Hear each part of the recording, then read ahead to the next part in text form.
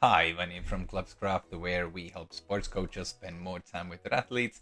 And today is going to be an exciting day. Today, we are going to look into the future and start picking races from the race calendars that are available to us and start prioritizing them. So, the first thing that we have to think about is which of the races we really want to perform at our best.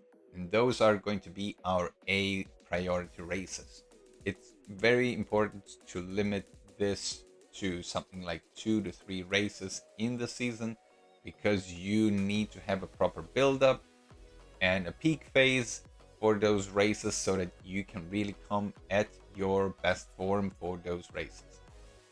One thing to keep in mind here is that you can have multiple A races really close together, something like um, 2 races in a span of 2 to 3 weeks, where you still allow your body to recover from the previous race.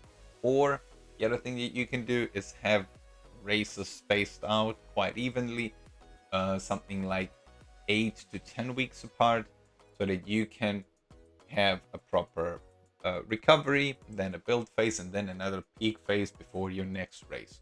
So if it is anything in between, then you are going to have a little more problems because you won't be able to recover as much as you can, and you won't be able to go into the build phase and have a lot of high intensity work to bring your form up again, and then have another peak phase where you can really recover and be as ready as you can for those races. So keep in mind, 2 to 3 races are going to be key for you in the coming season, and that's where you are going to focus on.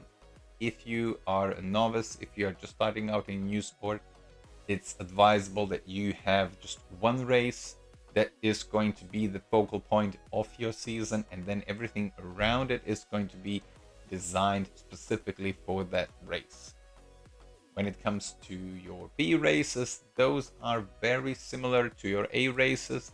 The only difference is that you won't be having dedicated peak phases, which can last from 1 to 2 weeks, depending on the distance that you are covering and the type of build-up that you had before your races. But here you are going to probably just recover for 1 or 2 days, where you are either just recovering or having some very easy sessions. So those types of races, you won't be as physically fit and rested like those A races, but that's perfectly fine because those are not the key points of your season. It's also good to keep in mind that B type races should be around 6, 7, 8 maybe, but not really more. 6 is probably the magic number here, and you probably won't even race in all of those, but it's always good to have as many options as you can. When it comes to C races, you have to keep in mind that your A and B races have now already used up something like 6, 7, 8 weeks of your training calendar, and because we are only racing through probably May to September, October, and in the southern hemisphere it's the other way around. So we have something like 5 to 6 months of racing, and you've already used up something like half of the allocated time. So you really don't want to have as many C races. But for all of those races, you can pretty much use anything you want. The key here is to understand that you will have absolutely no dedicated recovery before those races, and you will use those races either as just a more interesting training session, as some performance assessment races. So your performance on those races won't be as good as in your A and B races, but you will still be able to get some insight into where you are in your current training program. So there is essentially, when it comes to actually racing your A, B, and C races, there isn't really a difference.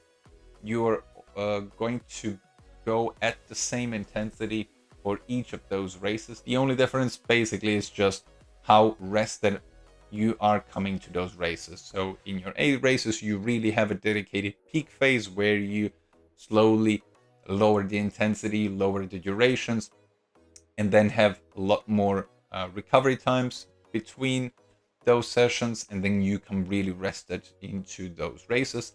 In your B races, you have maybe a day or two of rest, and on those C type of races, you pretty much can use those races as any other training session. It is, again, really important to know that C-type races are there for a specific reason. You might use it as a check to see how well you are in technical courses, how well you are doing your transitions if you're a triathlete, or how well you can prepare for a race. So it's more about getting just the mindset right to get some kind of routine. And novice athletes, again, should have a lot of these C-type races where result is secondary, and just getting into the groove of getting to the start line, having some established pre-race routines and all this kind of stuff, so that you, once the gun goes off, you really know what you are doing. So A races, 2 to 3 races, B races, something like 6 races, and C races as many as you can. But keep in mind that B and C races you can just skip if you don't feel well, and if you really don't feel like racing that day, you can just swap them out for a regular training session. And now that we know what the focal points are for our season, we are going to start slicing up the season into smaller periods, and that's going to be the topic for the next video, and I hope to see you there as well. Bye bye.